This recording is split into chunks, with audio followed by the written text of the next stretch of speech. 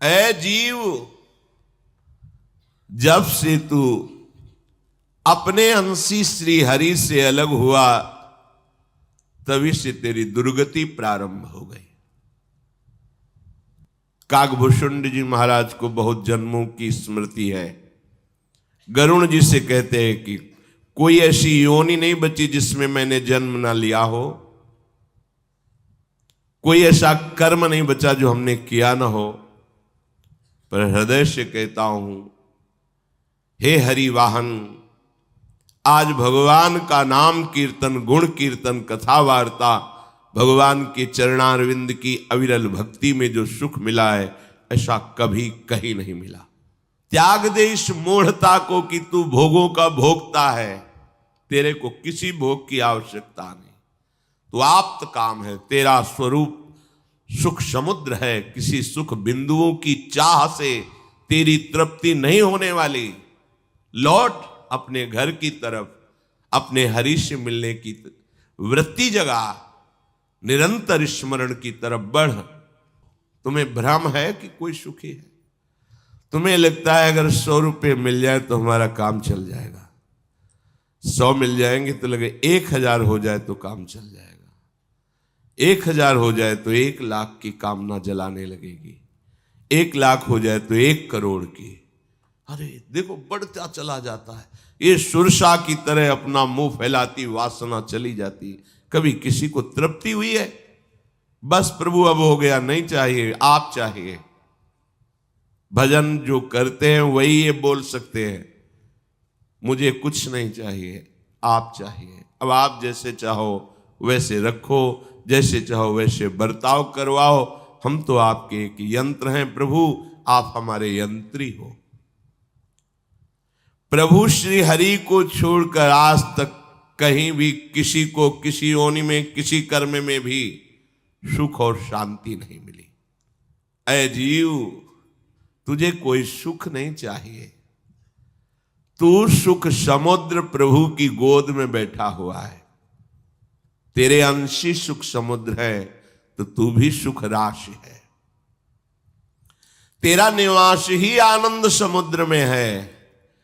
आनंद सिंधु मध्य तव वासा, बिनु जाने कस मरस पियासा। तेरा वास ही आनंद समुद्र में है। हृदय विहारी भगवान तुम्हें गोद में लिए बैठे हैं। शरीर अभिमान के कारण तुम ये जान नहीं पा रहे हो। जैसे कोई राजा स्वप्न में देखे कि मुझे कैद खाने में डाल दिया गया है, अब वो बहुत दुखी हो रहा है। जेल में न भोजन मिल रहा है, न सम्मान मिल रहा है, केवल क्लेश ही क्लेश। बोलो क्या कैद है उसको? वो तो राज शैया पर पड़ा हुआ सो रहा है। क्या उसे कोई दुख है? नहीं। क्या उसे कोई दंड दे रहा है? कोई भूख प्यास से उसे युक्त कर रहा है? नहीं। क्या हुआ? बोले मन ने जाल रच दिया स्वप्न का। अब जब तक जगेगा नहीं तब तक वो जेल में ही रहेगा। देख लो, बढ़िया उदाहरण दिया है।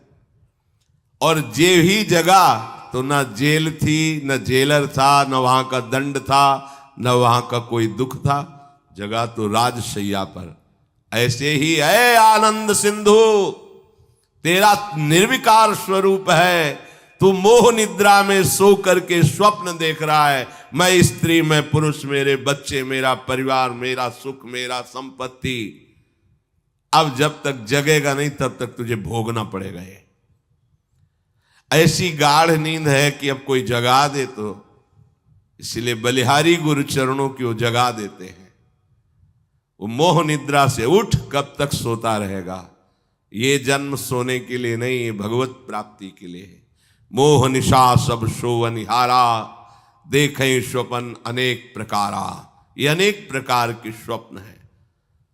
जहां प्राणवायु रुकी तो तुम्हारी पदवी, तुम्हारी विद्वता, तुम्हारी पढ़ाई लिखाई, तुम्हारी कमाई, तुम्हारे संबंधी सब स्वप्न की तरह न था, न है, न रहेगा। तीनों काल में न था, न है, न रहेगा। फिर हंसा अकेला उड़ा। बस वो मलिन कर्मों को साथ लेकर के। दुनिया में लाखों का मेला जुड़ा, हंसा जब जब उड़ा तो अकेला उड़ा। होश में हो जाओ। गोस्वामी जी कह रहे हैं, तीनों तापों का नाश करने में समर्थ, दैहिक दैविक भौतिक, शोकों को, भय को, विषाद को नष्ट करने में समर्थ श्री हरि की भक्ति है। किंतु यह हरि भक्ति बिना सत्संग के शुद्ध किसी को प्राप्त नहीं हो सकती। शुद्ध हरि भक्ति उसी के हृदय में जागृत होती है जिसे सत्संग की प्राप्ति होती है।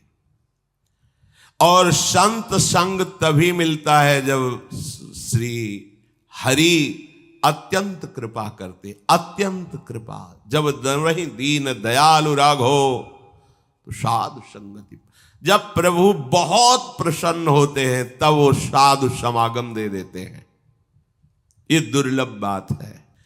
शरीर और शरीर से उत्पन्न हुए सारे विकार संत समागम से शांत हो जाते हैं। जैसे भगवान सूर्य के उदय होने पर अंधकार नहीं रह जाता, ऐसे ही संत के वचन जब आपके हृदय में प्रकाशित होंगे तो अज्ञान अंधकार नहीं रह जाएगा। वचन, खास बात संतों की कृपा उनके वचन हैं, जो अनुभव से भरे हुए वचनों को स्वीकार कर रोज सत्संग सुनते हैं। कह रहे संतों का सेवन करने से द्वैत का भय भाग जाता है, सर्वत्र परमात्मा बुद्धि हो जाती है, प्रभु श्री हरि के चरणों में प्रेम हो जाता है, वो ध्यान में आने लगते हैं, शरीर के सारे विकार अपने आप नष्ट हो जाते हैं। जो आज्ञा पालन साधन कर रहे हैं वो साधक जन देखे तुम्हें कौन सा विकार सता रहा है। आप देखो जैसे किले के अंदर सुरक्षित हो, बाण प्रहार हो रहा है, वो दीवार ही अपने आप उन बाणों को सह के बाहर ही नष्ट कर रही। ऐसे ही आपके ऊपर गुरु कृपा कवच है। आप मनमानी आचरण करेंगे तो किले के बाहर हो गए हैं। अब आप वार झेल नहीं पाओगे। एक काम क्रोध आदि के ऐसे वार हैं कि बड़े बड़ों को परास्त कर देते हैं। अगर बच पाया है कोई तो गुरु कृपा कवच से निर्विकार। गुरु कृपा ही केवलम केवलम। और वो गुरु श्री हरि श्री प्रियाजू हैं और हम पे बड़ी कृपा है, बस हम बात मान ले। देवताओं से 100 गुना अधिक सुख देवराज इंद्र का है। क्रम देखो, इंद्र के सुख से 100 गुना अधिक सुख प्रजापति का है, दक्षादि। और प्रजापतियों से भी श्रेष्ठ ब्रह्मा जी परमेष्ठी पद इनका है। और ब्रह्मलोक में जो सुख है उससे अनंत गुना सुख है हरि आश्रित नाम जापक को। ले 100 गुना खत्म, 1000 करोड़ नहीं, अनंत गुना। आप कितने बड़े हैं कि ब्रह्मा भी आपको नमस्कार करते हैं। देख लो ना, हम प्रियाजू का नाम जब करते हैं, उनके चरण रज में रहते हैं, उनके आश्रित हैं, तो क्या यहां कह रहे हैं कि जो भगवान ब्रह्मा का सुख है उससे अनंत गुना सुख उसको है जो हरि का आश्रय लेके नाम जप कर रहा है। अनंत गुना। क्या बचे ब्रह्मा जी?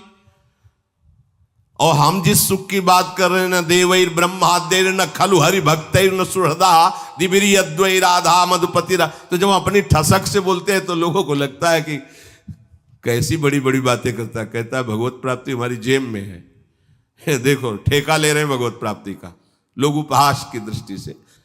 अरे हमारी श्री जी क्या है ब्रह्मा भी नहीं जानते, तुम क्या जानोगे? ब्रह्मा की रची खोपड़ी है तुम्हारी, तुम हमारी श्री जी को जानते हो क्या? हमारे गुरुजी ने, हम जानते तो नहीं हैं पर जितना जना दिया उतना समझ में आ गया कि हमारी महारानी जी से बढ़कर कोई सत्ता महत्ता नहीं। हम कोई भी बात अपनी समझ से नहीं कहते, उनकी समझ हमारी समझ को बलात् दबा के वो बुलवा रहे, वो बोल रहे। हमारी समझ का, हमारी समझ तो है ही नहीं। हमारी समझ कितनी, खाना पीना सोना जागना इतनी समझ है, लेकिन ये जो समझ है ये उस समझ की समझ है। और कोई समझे या न समझे, सबसे हमारी समझ भली। ठाकुर नंद किशोर हमारे ठाकुराइल वृषभान, ये समझ से बोल रहे हैं। तुम्हारी समझ, तुम्हारी समझ है पत्नी पुत्र परिवार रुपया पैसा, ये ब्रह्मा विष्णु महेश इतनी होगी समझ। तुम समझो या ना समझो, सबसे हमारी समझ भली ठाकुर नंद किशोर हमारे ठकुराइन वृषभानु लली। देखो सोच पक्की रखना, इसमें अपनी योग्यता नहीं काम करती। हम आपको जो प्रार्थना करें, मान लो श्रीधाम वृंदावन में बैठ करके बात करें, यदि आप ये विश्वास करोगे कि अभी हमारा आखिरी जन्म है, मुझे श्री जी की सखियां लेने आएंगी और मैं श्री जी के समीप जाऊंगी, पक्का जाऊंगी, बस इतना विश्वास कर लो। हमारी लाडली जो आशा नहीं तोड़ती, बड़ी करुणामयी है। ये आशा से दास्यम वृषभानुजायास, ये कभी नहीं तोड़ती हूं। तो आप आशाएं रखो। साधन बल से तो किसी का प्रवेश नहीं, तो हमारे अंदर है ही नहीं साधना, तो हम बल काहे को रखें। मेरे बल सी वृंदावन रानी, उन्हीं के बल से हम गरजते रहते हैं। तो उन्हीं का बल रख करके हम ये दृढ़ निश्चय करें कि इसी जन्म में मुझे श्री जी की समीपता प्राप्त हो जाएगी, पक्का प्राप्त हो जाएगी। महाप्रभु हरिवंश चंद्र जी कहते हैं, सत्तारणी कृत स्वभाव सुधा रस होगा। अगर उनको ना स्वीकार करना होता तो हमें ना घसीटते अपने, हमें का मतलब हम सबको उन्होंने घसीटा है। जब उन्होंने घसीट लिया तो हमें और किसी की तरफ नहीं देखना, क्योंकि थे तो सब घसीट लेते। जब श्री जी ने घसीटा तो अब श्री जी के रूप में ही हमें देखना है सब कुछ। हमारे गुरु, हमारे आचार्य, हमारे इष्ट, हमारी निष्ठा, परम तत्व हमारी श्री किशोरी जो है, इसके सिवा कोई नहीं। वही गुरु हैं, वही हमारे आचार्य हैं, वही हमारे जीवन दाता हैं, वही हमारे सब कुछ। बस तत्व के भी परम तत्व श्री कृष्ण, श्री कृष्ण का भी परम तत्व श्री किशोरी जो। बस ये अपने को दुनिया से मतलब नहीं, ठसक भरो। और इस जन्म में श्री जी मुझे मिलेंगी, पक्का मिलेंगी। ये हम आपको सिखा नहीं रहे, शास्त्र भी कह रहे हैं।